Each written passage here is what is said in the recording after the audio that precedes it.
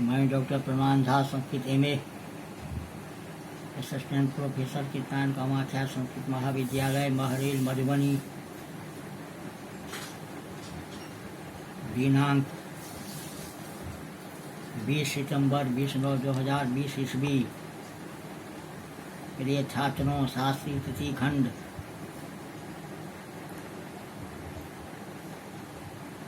भाषा विज्ञान।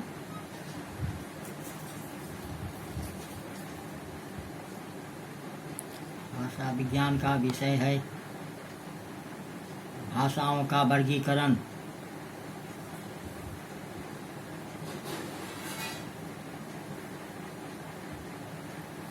संसार में जितनी भाषाएं बोली जाती हैं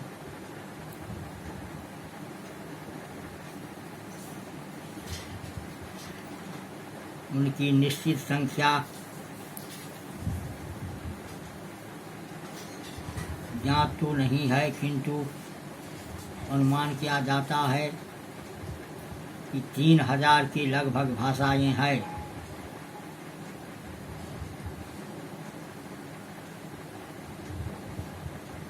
कुछ लोगों ने अधिक निश्चयात्मक ढंग से भाषाओं की संख्या 2796 मानी है। निश्चिततः इतने ही मानी गई है। वस्तुतः भाषाओं की निश्चित संख्या बतलाना बहुत असंभव है, क्योंकि यह वही बता सकता है जो सारी भाषाओं को जानता हो और एक भाषा से दूसरी भाषा के अंतर से परिचित हो। पर 5-7 भाषाएं जानने वाले भी अपवाद के रूप में ही मिलती हैं, किंतु ऐसी स्थिति में 3000 भाषाओं को जानने वाले व्यक्ति की कल्पना भी नहीं हो सकती।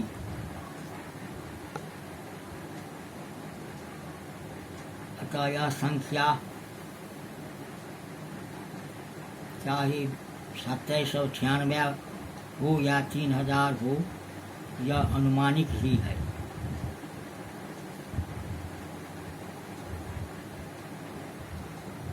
लेकिन अंततः यही कहा जा सकता है कि पूर्णतः भाषाओं की संख्या 2796 ही हैं।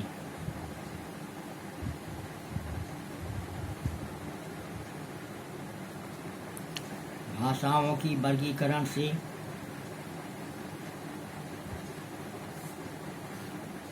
किसी वस्तु के अध्ययन में कार्य आता है और उसे अच्छी तरह समझने में सहायता मिलती है। वर्गीकरण की यही व्यावहारिक उपयोगिता है।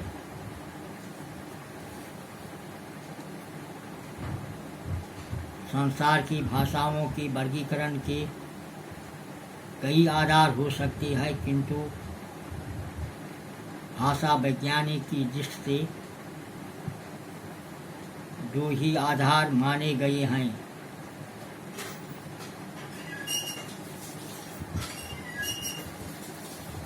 जो इस प्रकार है। पहला है आकृतिक मूलक वर्गीकरण और दूसरा पारिवारिक वर्गीकरण।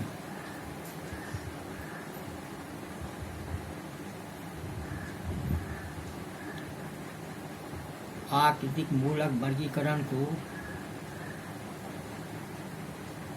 आकृति या उसका आकार क्या है, यही आकृतिक मूलक वर्गीकरण कहा जाता है।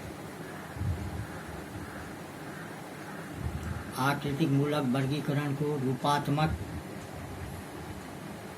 रचनात्मक या पादात्मक भी कह सकते हैं।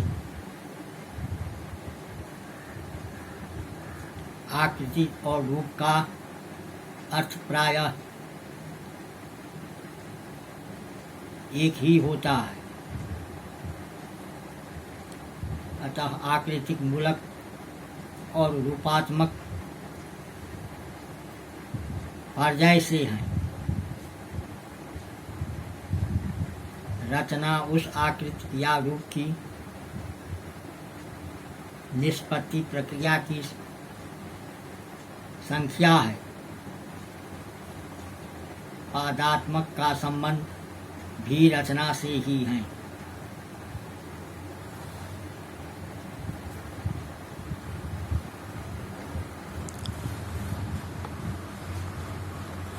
उपयुक्त इस विषय को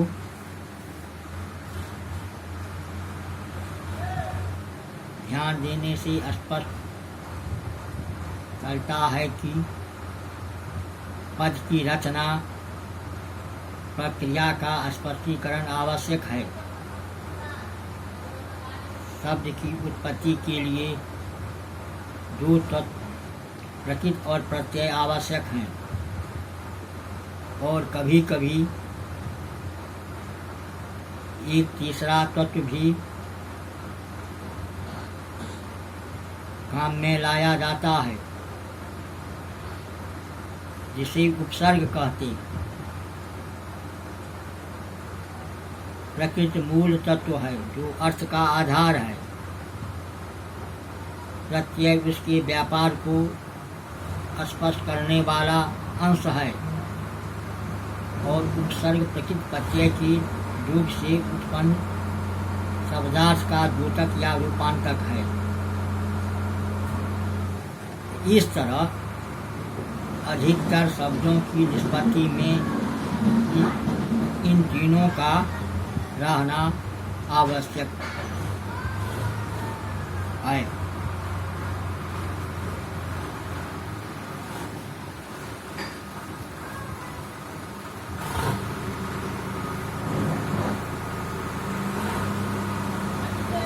जैसे उपसर्ग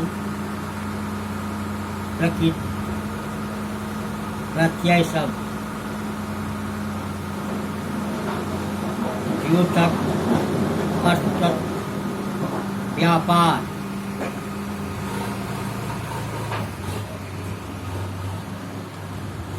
उदाहरणार्थ उपसर्ग प्रकृति प्रत्यय शब्द।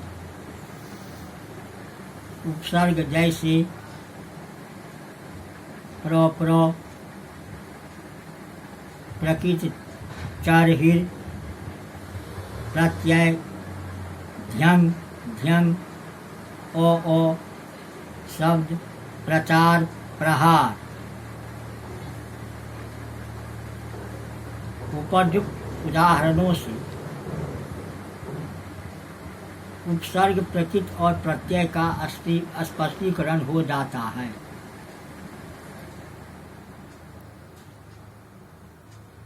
उपसर्ग के भेद से अर्थ में कैसे भेद हो जाता है, यह निम्नलिखित शब्दों से स्पष्ट हो जाता है। प्रचार प्रहार, संचार संहार, विचार विहार, आचार आहार, उपचार उपहार।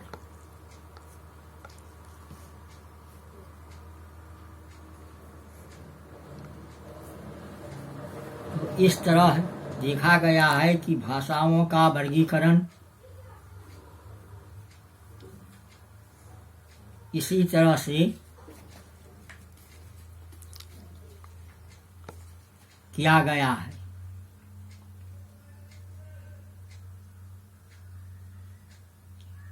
एक ही शब्द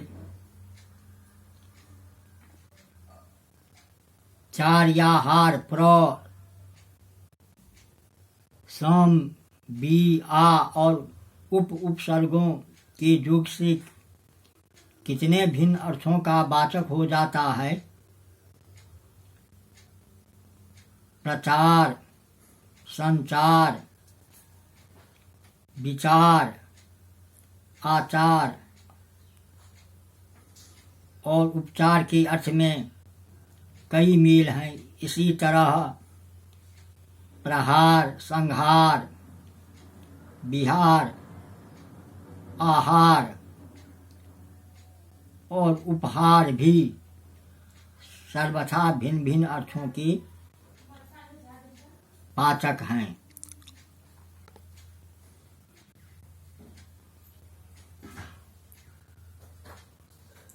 आकृतिक मूलक वर्गीकरण में यह अंतर उपसर्ग के कारण हुआ है। इसी दृष्टि से उपसर्ग को अर्थ का द्योतक कहते हैं।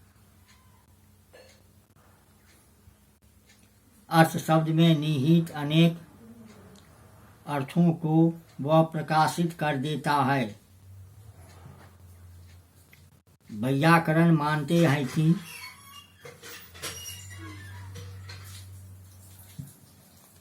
उपयुक्त विभिन्न अर्थ चार या हार में ही वर्तमान है, किंतु दिखाई नहीं पड़ते। प्र, सम, बी, आ, उप आदि उपसर्गों से वे द्योतित अर्थात प्रकाशित हो जाते हैं। तो शब्द की निष्पत्ति के लिए ये तीन अवयव आवश्यक हैं।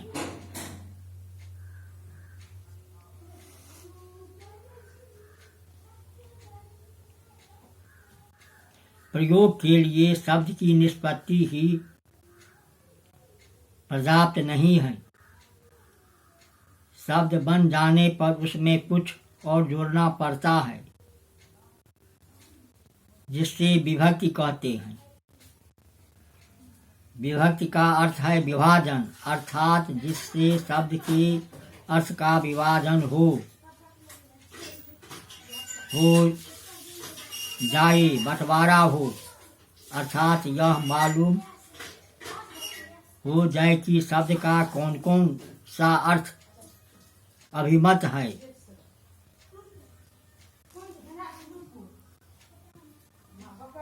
उदाहरणार्थ निम्नलिखित तीन शब्द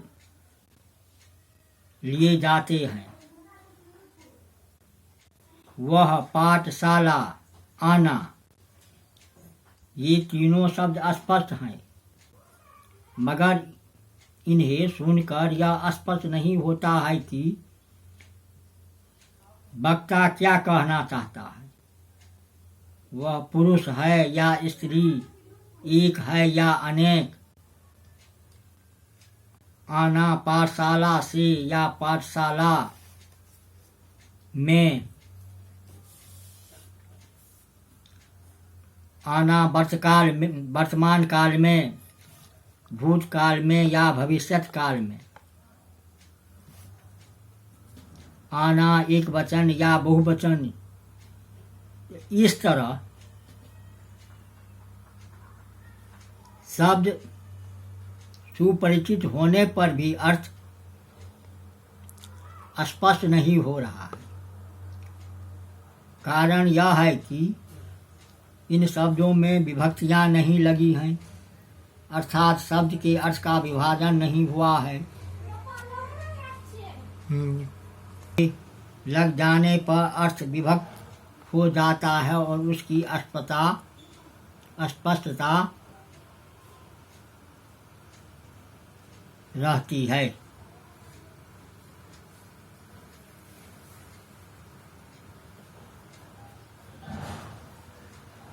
जैसे वह पाठशाला से आता है, वह पाठशाला से आती है।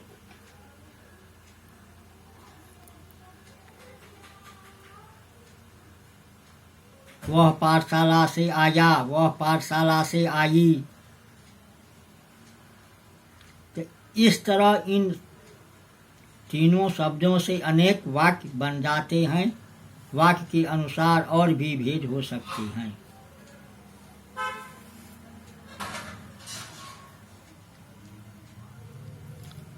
शब्दों के अर्थ स्पष्ट हैं, मगर यह मालूम नहीं होता कि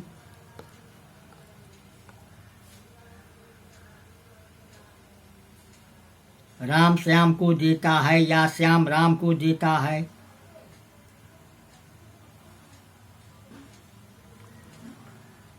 इन शब्दों से ज्ञात नहीं हो पाता। इन्हीं में जब विभक्तियां लग जाती हैं तो संदेह की गुंजाइश नहीं रह जाती।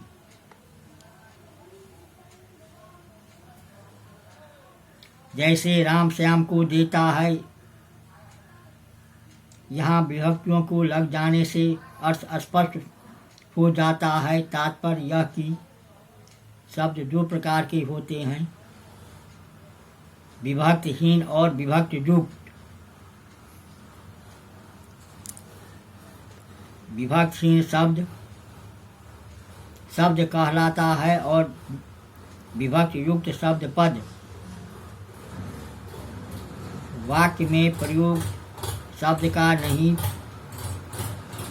पद का सत्ता होता है। वस्तुतः बिना पद के वाक्य बन ही नहीं सकता। व्याकरण का नियम है,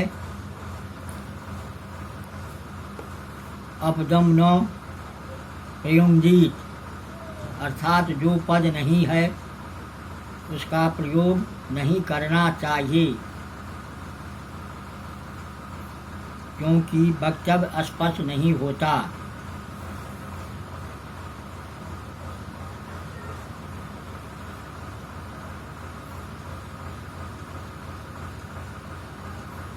प्रत्यय और विभक्ति के अर्थ में बहुत बार भ्रम देखा गया है और कुछ लोग एक के लिए दूसरे का प्रयोग किया करते हैं।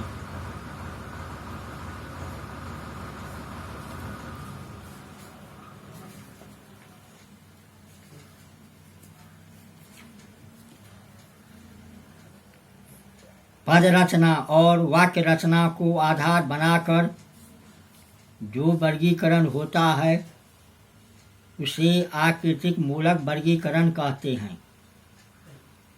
अर्थात जिन भाषाओं के पदों व वाक्यों की रचना का ढंग एक जैसा होता है उनमें आकृतिक मूलक साम्य रहता है और उन्हें एक वर्ग में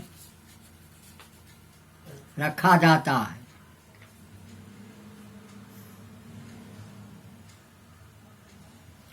आकृतिक नौ साम होकर अर्थसाम होता है तो उसे पारिवारिक या ऐतिहासिक वर्गीकरण कहते हैं।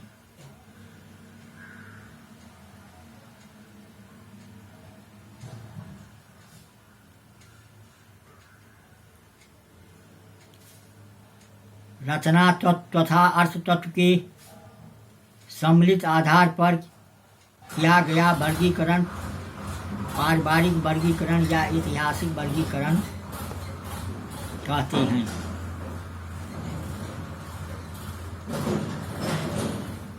आकृतिक मूलक वर्गीकरण का संबंध अर्थ तत्व से नहीं होता, उसका संबंध शब्द की केवल बाह्य प्रकृति या रूप या रचना प्रणाली से होता है। इसीलिए इस वर्गीकरण में उन भाषाओं को एक साथ रखा जाता है जिनके पदों या वाक्यों की रचना का ढंग एक होता है।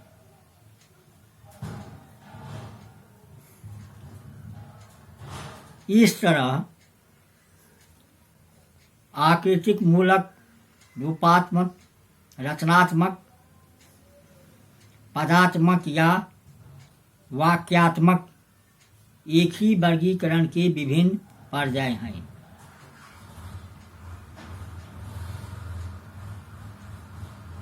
अंग्रेजी में इसे मोरोफोलॉजिकल पद्यात्मक, ग्राफिकल रूपात्मक या सिंटैक्टिकल वाक्यात्मक कहते हैं।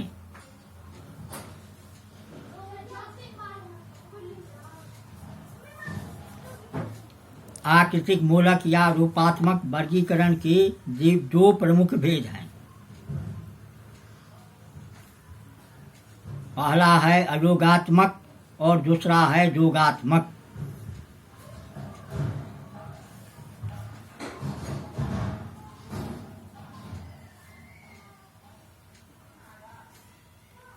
अयोगात्मक भाषा उसे कहते हैं जिसमें प्रकृति प्रत्यय जैसे कोई चीज नहीं होती है और न शब्द में कोई परिवर्तन होता है। प्रत्येक शब्द की स्वतंत्र सत्ता होती है और वाक्य में प्रयुक्त होने पर भी वह सत्ता जो क्या त्यों ही रहती है। इसीलिए इस वर्ग की भाषा में शब्दों का व्याकरणिक विभाजन नहीं होता, अर्थात संज्ञा, सर्वनाम, विशेषण, क्रिया विशेषण आदि कोटियां नहीं होती। एक ही शब्द वाक्यों में स्थान भेद से संज्ञा, सर्वनाम, विशेषण, क्रिया विशेषण कुछ भी हो सकता है। तो इस तरह से अयोगात्मक भाषा का कोई खास स्थान नहीं रहता है। उसको समझने के लिए सारी कठिनाइयाँ ही रहती है। तो इस तरह से इसे अयोगात्मक भाषाएं कहते हैं। प्रिय छात्रों, आज का विषय पारिवारिक भाषाओं का वर्गीकरण है और इस तरह से इसे व्याकरण की से अधिक संबंध है। इसीलिए आज इतना ही तक।